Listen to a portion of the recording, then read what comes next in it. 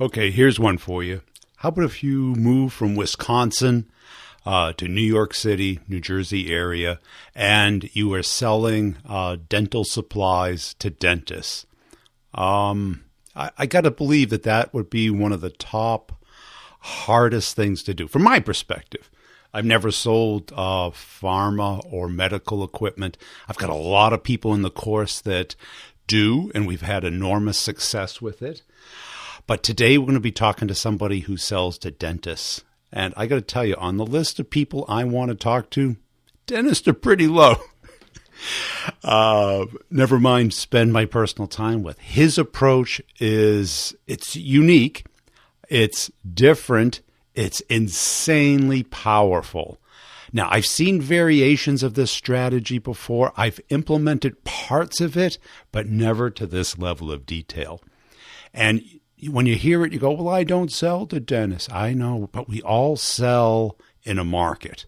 We all sell to certain personas, certain profiles, certain size companies, certain professions.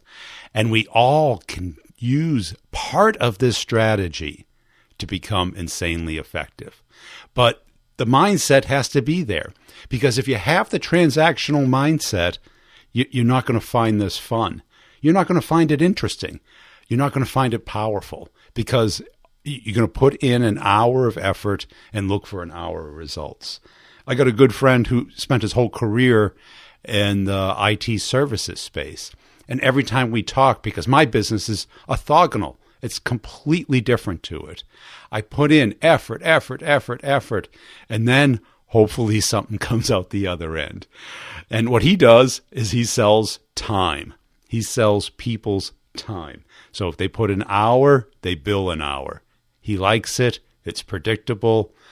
We've tried to work on business models, and if it isn't that hour in, hour out, he's not happy with it. It's a mindset. Now, I like to build a snowball. I like to build compounding. Every day it gets a little bigger, a little easier. You get momentum.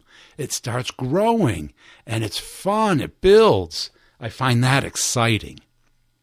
And that's me. Doesn't mean it's for everybody. And certainly management wants, delivery every day, all day, and starting over on Monday. And that's, you can't blame them. That's their job. Let's get into the interview. I'll sum it up at the end. I'll give you some examples of what I've seen other people do in the past. And if you could brainstorm this week on how you could build this into your process, how you can make your job easier and get some compounding. Before we do, make sure you check out our friends over at Co-Video. They're crushing it this year. Video is the new, it's the new email, it's the new phone call, it's the new whatever. But if you can incorporate video email into your connections with people, because I got to tell you, email and prospecting is changing. There's products coming out. I don't know if you've heard of Superhuman. It's this new email client. But the thing is, it's all about blocking out those sales cadence, the do dumb things faster products. So we have to become better. We have to rely on the good old know, like, and trust, the stuff I teach, and start the conversation, get the meeting. Those reps are going to be the ones that crush it. Everyone else is going to be blocked and in the spam folder. Check out a product called Hey. It's from the people over at Basecamp. The idea is that not only do they want to block out you as a salesperson, they want to block out your domain, meaning that if one person from your company messes up, nobody gets through. So email is going to change, and everyone thought it was going to be through these laws that were going by. And they've had an effect. But what's really going to change it is the tools. See, the technology is going to catch up with the do dumb things faster products. And they're not going to allow that did it open pixel to be embedded in the email anymore. So these things are going to come by. And what we have to do is build our network, because our network is our net worth. And how do you do that? Because you you connect with another human being. You're not pitching them. Everybody thinks it's about a better pitch. It's not. You're not going to take somebody from unknown to interested with a pitch. There has to be a relationship, a know, like, and trust, so they even believe the pitch. I talk about this on LinkedIn all the time, and nobody gets it because everybody is thinking like a sales rep. You got to think like a client. Enough, Brian. I'll try co-video, I promise. Okay, let's get into the interview. I'll sum it up at the end. I'll update everybody on the courses. Here we go. Hey, Alan, welcome to the show. As a way of getting started, tell us about yourself. Hey, Brian, thanks very much for having me.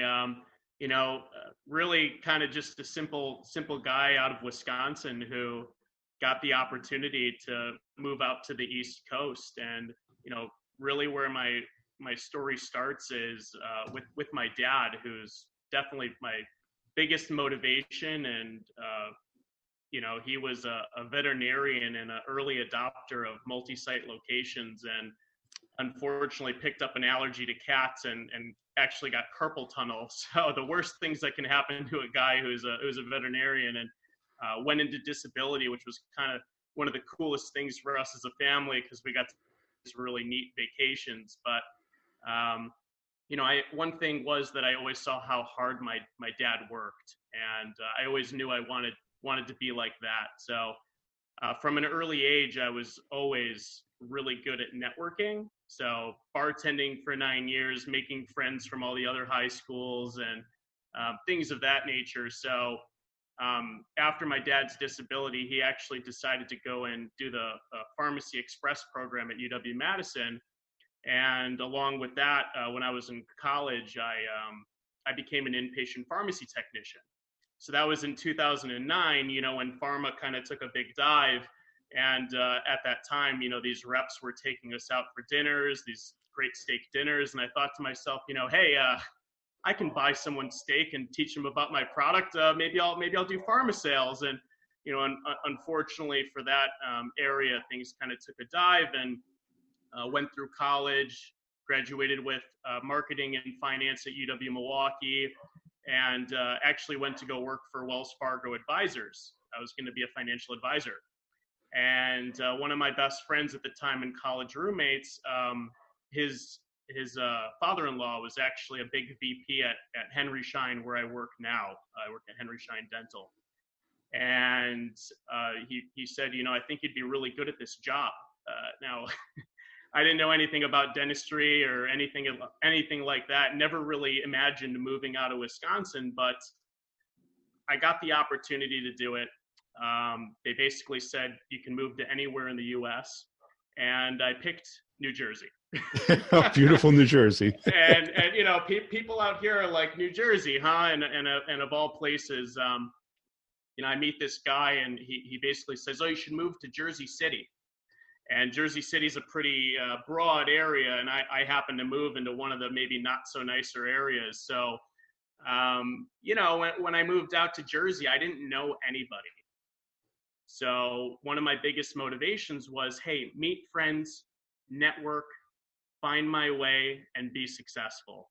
And above all of that, I had this, big motivation to be Rookie of the Year for Henry Schein.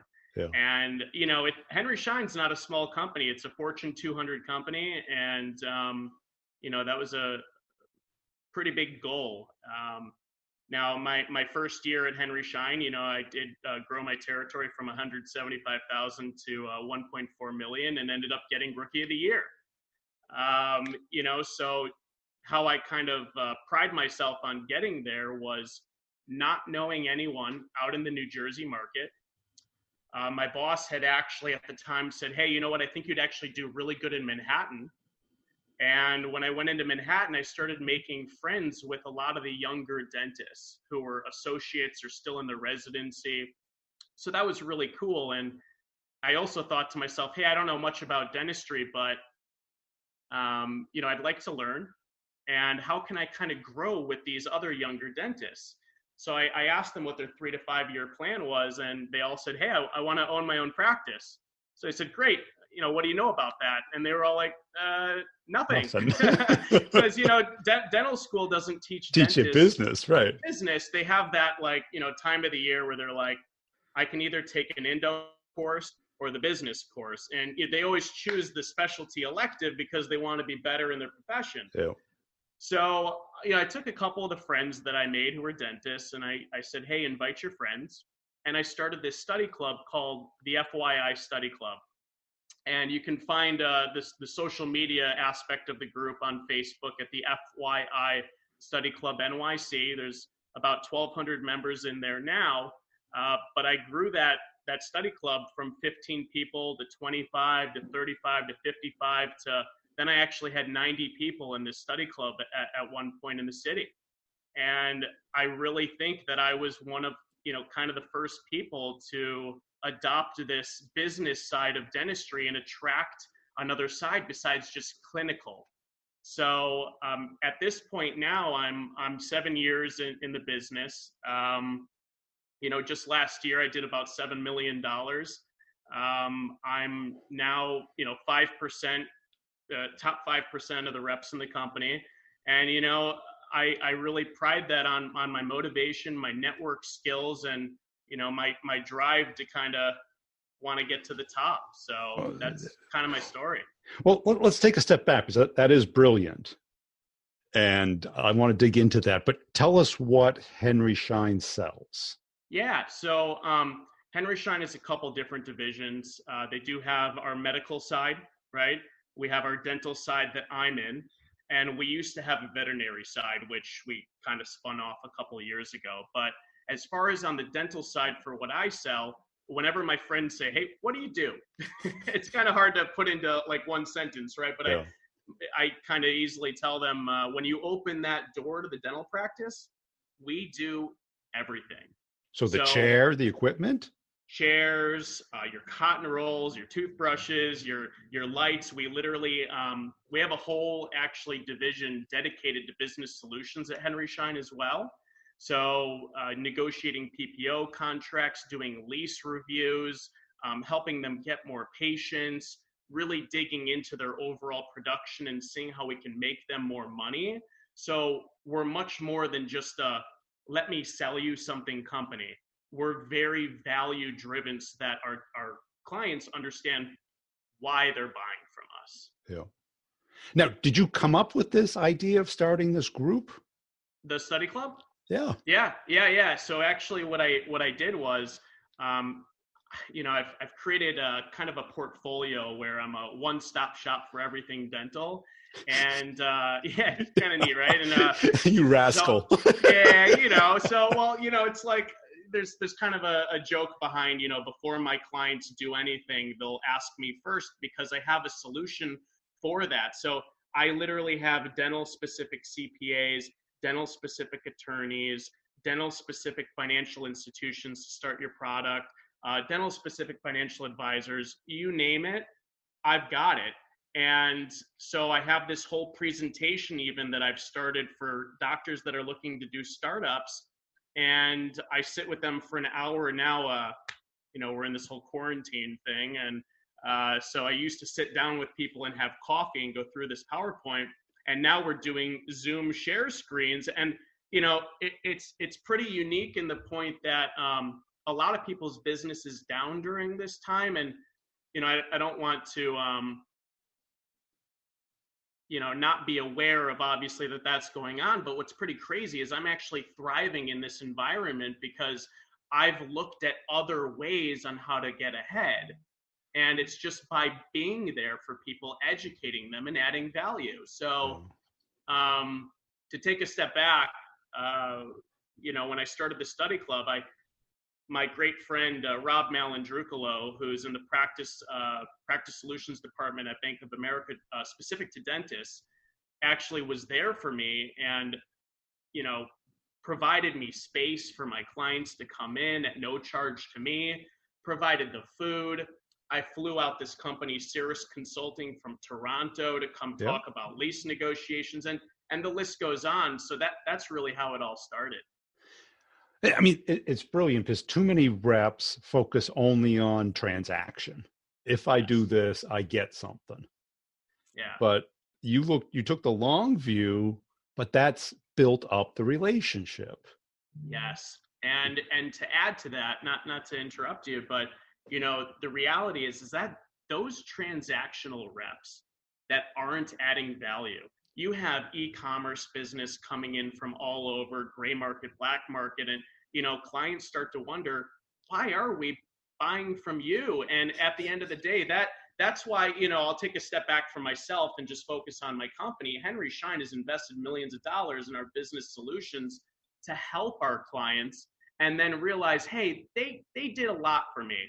I should be buying from them, right? And then price isn't necessarily part of the conversation anymore. And it's certainly not the only thing. Correct. Right. Because they want to grow their business. They don't want to, Yes.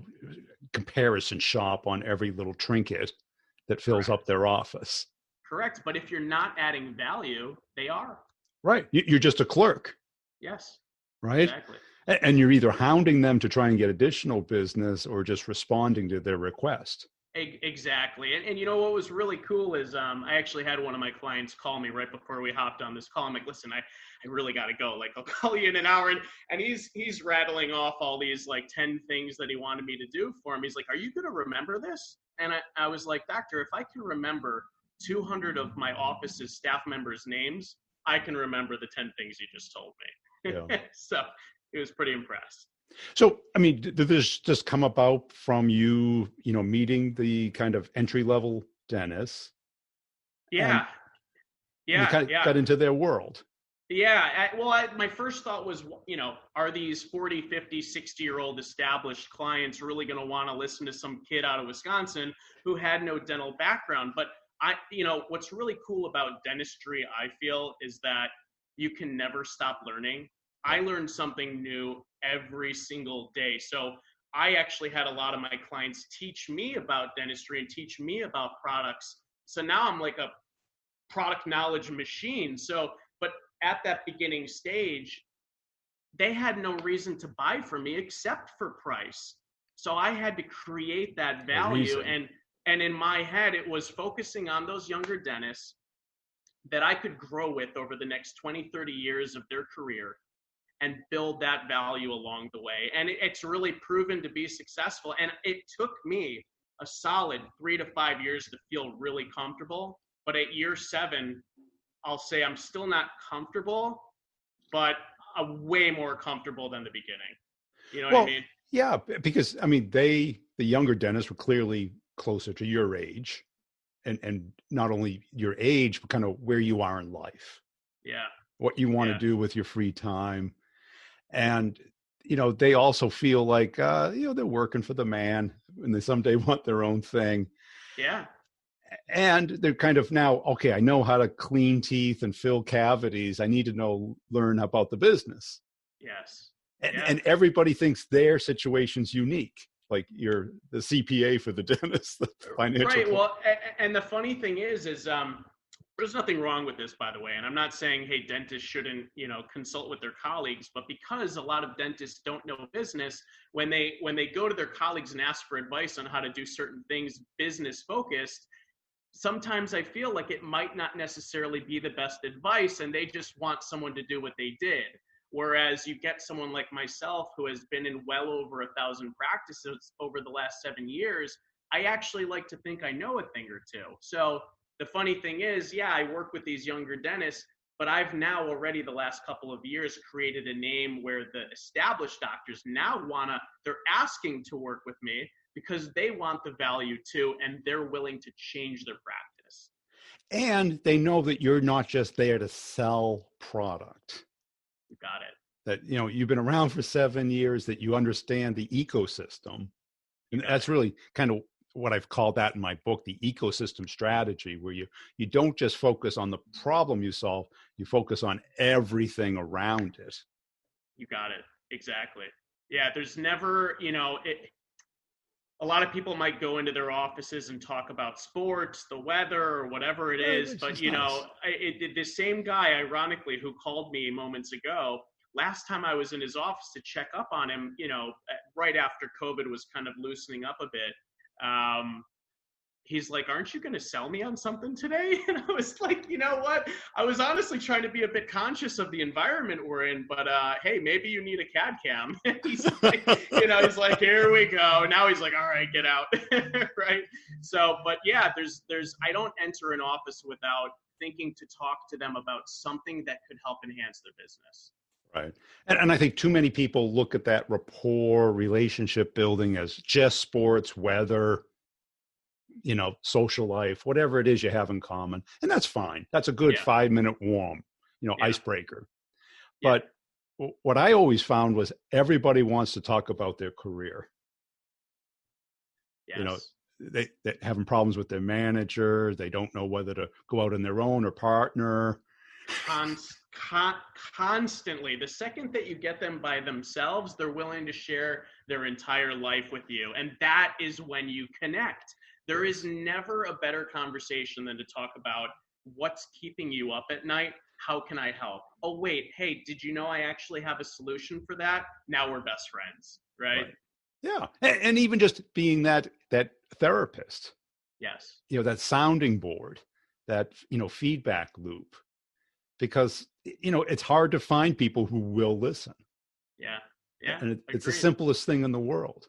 Yeah. So, and there are a lot of companies out there, like I said, the, online and, maybe just telesales and stuff like that. And I personally can't, I don't understand how someone can create a relationship with a voice.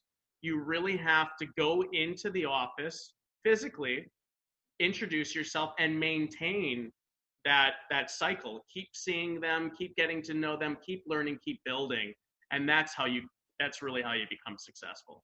And did you get any friction from home office about this strategy? No, what's funny is they, with our business solutions kind of department, they were doing these things, right? It's just that I kind of branded myself as this person who is a one-stop shop, and I've focused on each of those solutions. We don't have in-house attorneys or in-house CPAs, and we don't actually have our own contractors at Henry Schein. So by me building these relationships with these outside parties, we refer back and forth.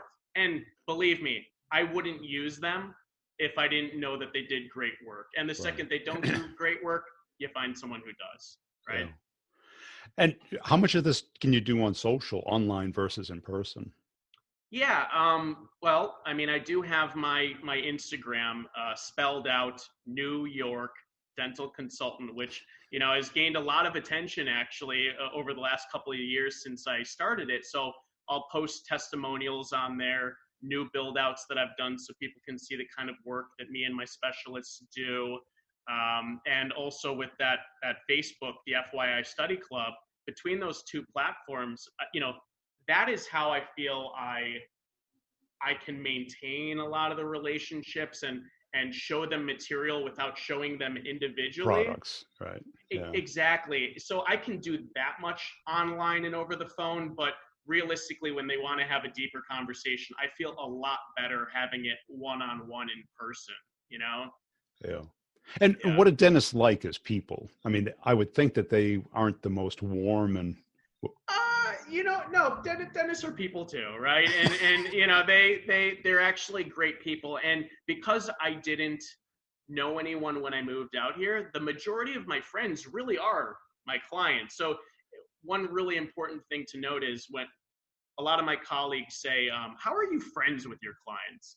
And I'm like, I really am friends with them. Like, we're friends. We go out, we talk about personal things. And, I really do think that that's another reason why I am a lot closer with my clients, is because I have built that friendly relationship. Yeah. And you're all kind of in the same period of life, which is good, right? Have similar interests personally as well as professionally. Yeah.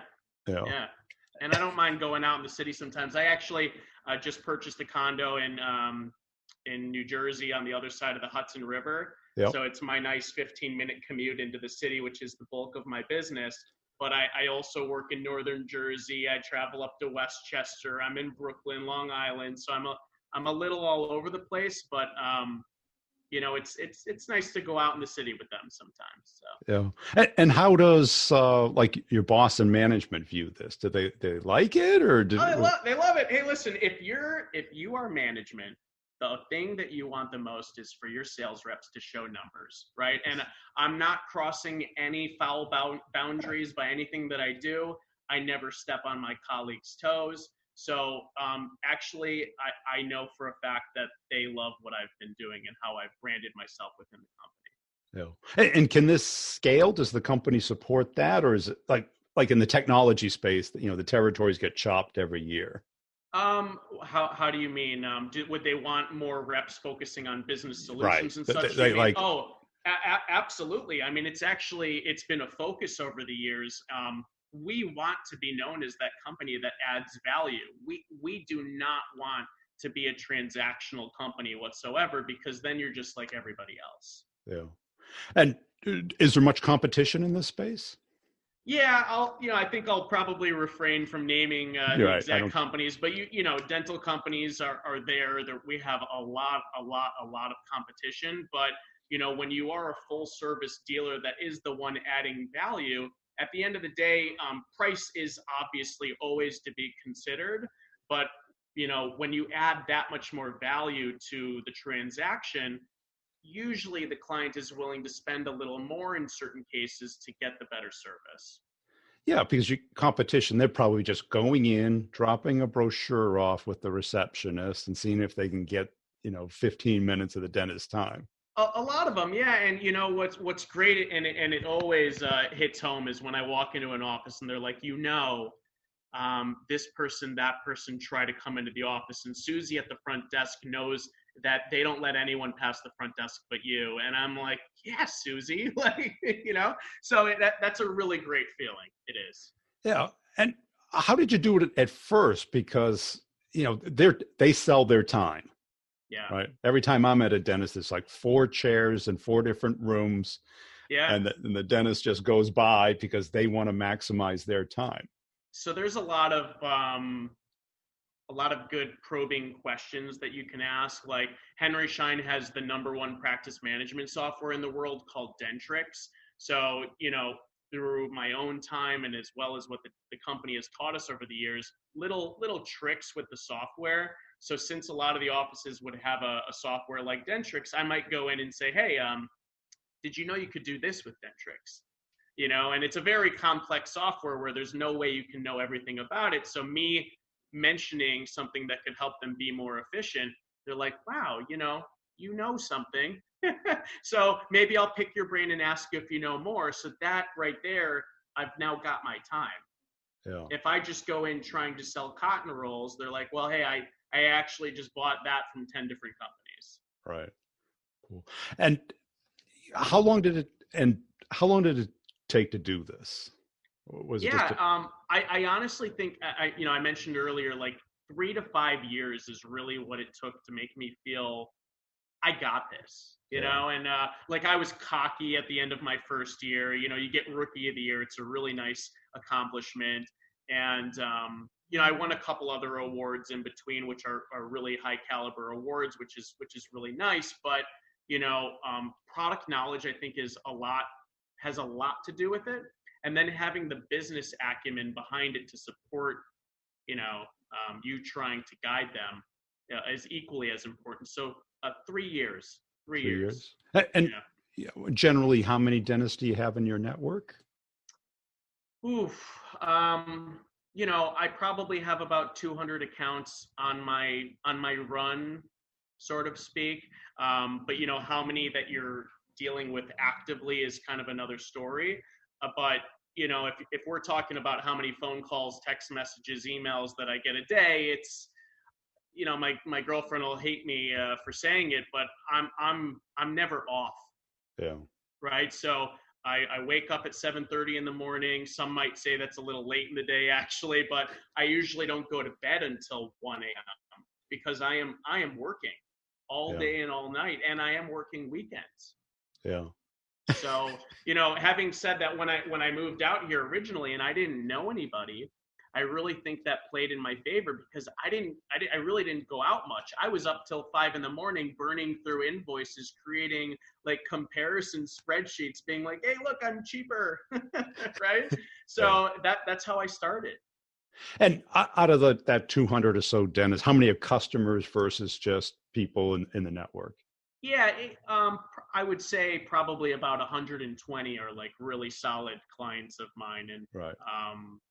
I'm averaging somewhere around 10 to 15 new build outs a year at this point, which is really unique. So with those new build outs are those young dentists, which I'm going to be building those 30-year relationships with. Yeah. And do you need to do any cold outbound anymore? I don't need to, but I actually like to.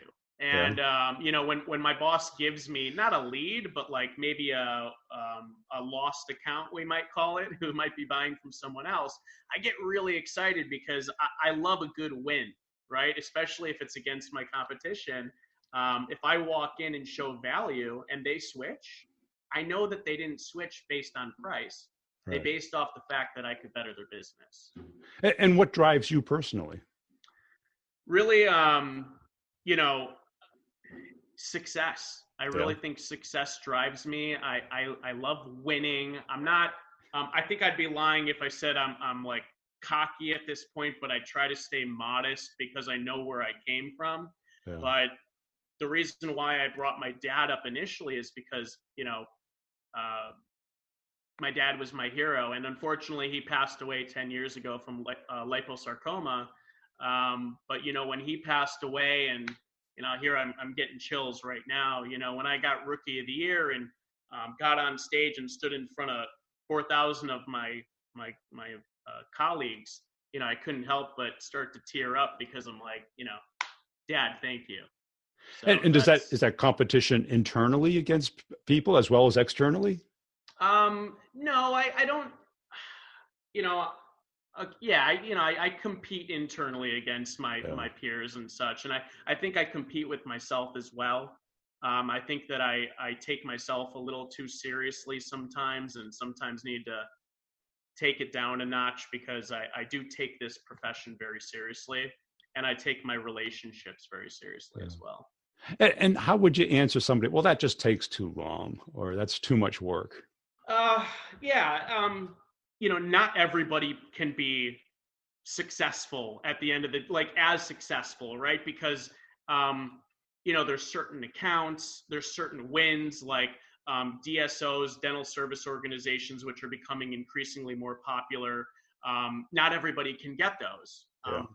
I've got a few, and as they scale up, they build a few more locations, and that's more business. But I truly believe that if someone decides to set their priorities straight, I want to win. I want to be successful in this business. I want to grow personally and professionally. You can be successful, and success isn't always it isn't always a number. It's not always a salary. It could be just a personal goal. Like, I'm not much of a runner, but the only way that I survive running is by focusing on like the stop sign ahead, right? The next one, that big tree, and then eventually I can't make it to that big tree, so I track back. But I try, right? And at least I try. Yeah. Some people don't try. Right. They want to come up with the excuses of why it's not a good use of time. Yeah, exactly. Right. Yeah, but it's not for everybody, right? So. Well, and that's it, because a lot of people would look at New York and New Jersey coming from Wisconsin as, what I hear is those New Yorkers aren't the friendliest people in the world. I heard that, and but ironically, my friends and family always said you would do. Brian, I got to show you a picture of me another time. I used to have hair down to here, and so you just put it all on top. yeah, I just just right there, and then right here too on my face. I never really had a beard, but I was this kid out of Wisconsin, and New Yorkers are New Yorkers, but I think I've really adapted. Yeah. So much so that my closest friends are like, you've changed. Like you talk fast, you like interrupt conversations, you don't say thank you when they hold the door. I'm kidding. That's not all New Yorkers, but you got me. Hey, this has been a great conversation. Where can people go to follow you?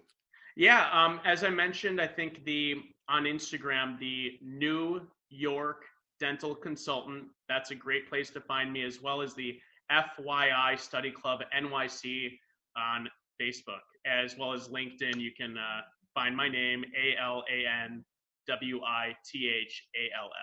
So, Brian, it's honestly been a pleasure. I really do appreciate you having me on here and having the ability to share my story. It's been great. Now, compare that strategy to just cold calling or doing drop-bys at dentist's office. Which one would you rather do? Where you have people that you know, like, and trust, that you have built up a communication with, a relationship, you have like-minded things, like interest, and you're there when it's right, when the need arises, when you have the opportunity to update them on what's new in the space. Don't you think all these junior dentists want to know what's coming out? Don't you think? I got to believe dentists want to play with toys. And they make a lot of money. And all this stuff is stuff that they can deduct from their taxes. It's a business expense. So getting the latest toys, when I've had to go to a dentist, they always have all this equipment. They love playing with the equipment. I knew a dentist through a friend who was an optometrist, but they always like the new equipment. I don't know. Maybe it's like me. I love new computers. I've got too many computers. I think I've got more Apple gear here than the Apple Store has. And every time something new comes out, I try and get it and rationalize why I need it. But I think dentists are the same way. But do you think they want to be sold? Do you think they want the rep who only has a brochure, doesn't really know much about it, isn't really invested in their career to come in and show it to them? Maybe not. Like if you were going to go buy a car, don't you want the person who's passionate about the car, who understands all the nuances about it, wants to hear you out and where are you in life, help you get the financing for it, help you get somebody who details it, who can garage it and store it for you, who can fix it. This is what I call the ecosystem strategy. It's one of the strategies I detail in the end of my book. You can get it on Audible. It's like $3.50 on Audible. So, definitely it's worth the listen. I don't narrate it, though, so everyone yells at me, why didn't you narrate it? Well, I was busy at the time. My point is that the ecosystem strategy, it plays best in this type of case where you're a long-term person, where you have the salespreneur mindset, where you're willing to make investments in yourself and in your network to build it up over time. Compare that to the employee mindset, the transaction, the order-taking mindset. Now, this guy's crushing it.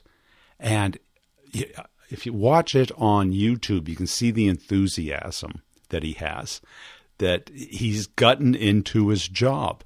And he's built a snowball. It just compounds every day. Every day becomes easier, not Groundhog Day, where he starts over. And that was always one of the frustrations I had working for a company was, typically it was January 1st, you get a new comp plan, a new territory. Well, you get your comp plan 3 months later. And, you get to work on the same deals and you at jeopardy. You don't know if you're going to get paid for them or not. But your commission rate certainly wasn't the same. Commission rate would go, you'd go from accelerators down to the base commission rate, and it was like, not as exciting. So what you have to do is build up the network. Now, let's contrast this strategy kind of to the lone wolf strategy. Now, lone wolf can be interpreted a lot of different ways. Externally, that you don't really work with other people in the company. And I've been kind of guilty of that. I was kind of like the dual wolf, where it was me and a sales engineer against the world. We were local. We had worked together forever. We knew we had rhythm as far as how to work an account. We had trust built, and we were aligned. But then I saw one of the first sales ladies I worked with, I was her pre-sales person. And what she was great at was utilizing the whole company to get a deal. CEO, CTO, me, consulting manager. And what she did was orchestrate it. So that's one way to do the ecosystem. That's kind of an internal version of it, where you use the company's resources to maximize your potential. Now, what we talked about today was the external. What does a dentist need? They need office space. They need accountants. They need lawyers. They need marketing. They need recruitment, all of these things. And if you can put that together for them, be kind of the, what did Malcolm Gladwell, the connector in The Tipping Point. He describes there's the salesperson, the connector, and the maven. The salesperson, you obviously know. The connector is kind of the person at the hub of the network. It's the person you go to find the next link in the network. And I'm sure you all know a connector in your life where you're like, let me call Brian and ask, what's a good CRM, or how would you go about, is a sales navigator worth it? It's somebody you go to connect with an expert. Who's a great headhunter?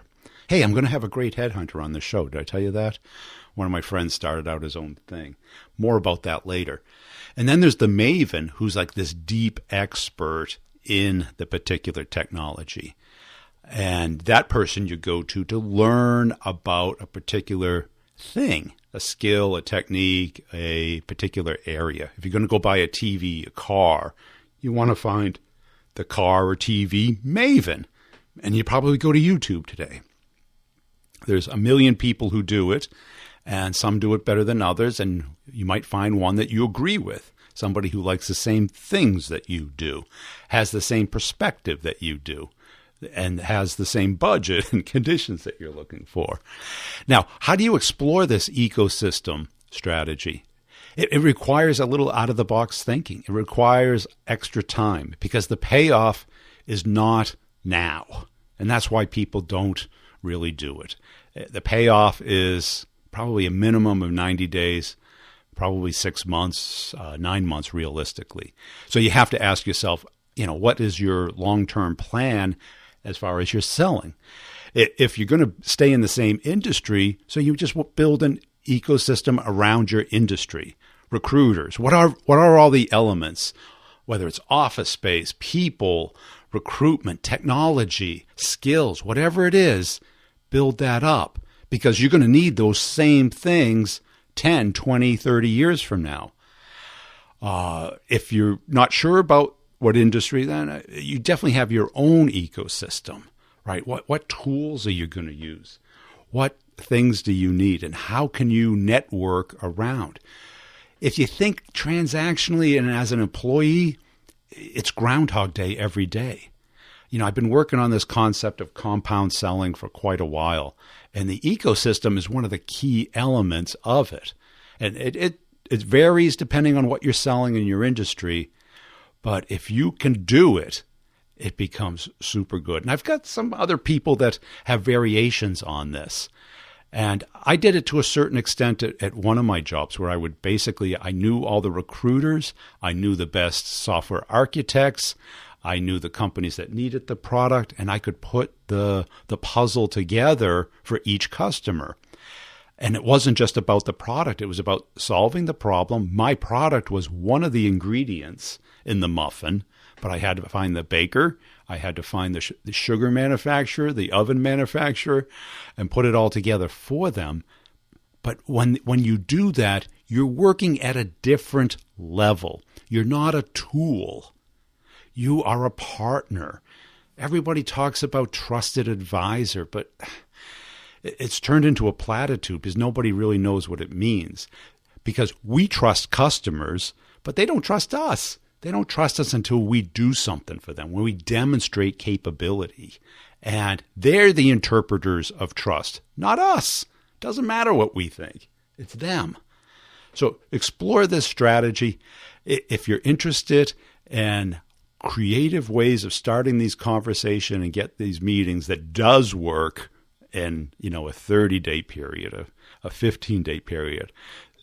Get the course, start the conversation, get the meeting, because that skill transcends every sales career. We've got people in there. I only allow B2B people in there because you can't look at it as a transaction. You got to have a couple of steps to get a conversation started. The cold calling days, if it works, keep going. I have nothing against it. Anything that works, do it. You can use this approach, cold calling, but it's still awkward. You got to get somebody to pick up the phone. You got to break the ice. You have to have personality, and those things isn't a knowledge. That's a skill. You can't take a course and have a personality.com. You have to develop it as a skill. The other course, closing and winning the complex sale. This is the one, if you want to crush the rest of your pipeline, sign up now, because there's only so much time left in the year, and you want to maximize it. This skill is the skill that everybody needs in the enterprise sales space. Nobody really teaches it because very few people understand it. The people who are good at it haven't taken the time to sit down and document what they do. They have a feel, they have an unconscious competence for it. I've been documenting it and teaching it for the last decade. I love it. It's been my passion. Before this, I did it for 25 years. I was you. I started out as a software engineer, became a pre-sales guy, became a sales guy. I've done the phone thing. I've done the email. You can see my presence on LinkedIn. I obviously know social, whether you believe in it or not. I can help you. I can help you get to that next level. Invest in yourself. No one else will. Okay? Go to b2brevenue.com. Sign up. I've put a video on the YouTube channel that's a high-level overview of the typical 15-minute call. I still do them. Just the availability is probably out a week. Just check the link. See if you can get a time. I answer most of the questions. The key questions are, you start whenever you want. You can pay in 12 monthly payments. It's not a membership or a subscription, so it's a payment plan, okay? So it's a commitment for 12 months. You can pay all at once as well if you don't want the monthly payments. There's office hours every other Friday for 1 hour on Zoom. It's a group meetup call. We talk about key issues. They're all recorded and put in the course. You miss nothing. The one-on-ones you can schedule based off of mutual availability, yours and mine, applying the course, not taking it, but applying it to your particular use case or situation. They're all recorded anonymously and put into the course. Nobody knows your name, your company, your customer, or your product. Completely anonymously. And you get to hear other people. So you get to hear coaching and how other people are achieving their goals, how they're closing deals, the biggest deals in their company's history. And it's my passion. It's my life's mission. So go to there, b2brevenue.com. I really appreciate the people who like, comment, and share the podcast. Appreciate that. If you see my content on LinkedIn, please give it a like, comment, or share. I'd appreciate that as well. Tell a friend about the show, and we'll see you next time.